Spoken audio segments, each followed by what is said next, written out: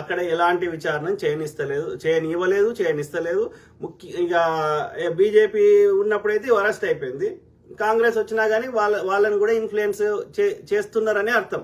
Okay, ఎందుకంటే అక్కడ ఓట్లు ఉంటుంటాయి. ఈ కుటుంబం చెప్తే ఓట్లు పడడానికి హిందువుల ఓట్లు కానీ శైవత్వాన్ని నమ్మే వాళ్ళ ఓట్లు కానీ పడే అవకాశం ఉంటుంది. కాబట్టి ఏ పార్టీ వాడికైనా వాళ్ళకి అక్కడ ఉన్న మెజారిటీ ప్రజల ఓట్లు కావాలి. కాబట్టి అది కాంగ్రెస్ అయినా, బీజేపీ అయినా, కమ్యూనిస్ట్ అయినా, ఇంకోటైనా వీళ్ళకి బెండ్ కావాల్సిన అవసరం, వీళ్ళు చెప్పిన వాళ్ళకి పోతుంది అన్నప్పుడు అది పార్టీలకు అతీతంగా ఎవరైనా వీళ్ళు చెప్పినట్టు వినే పరిస్థితి అక్కడ వచ్చింది. ఎందుకంటే అది ఇప్పుడు తిరుపతి గుడి ఫేమస్ కదా, తిరుపతి ప్రధాన పూజారియో లేకపోతే చిన్నజీఆర్ స్వామియో చెప్తే అక్కడ 4 ఓట్లు తగ్గుతాయని ఆలోచిస్తారు కదా. ఆ పరిస్థితి ఇక్కడ కూడా అది ఏ పార్టీ వాడైనా. బీజేపీ అయితే వరస్ట్.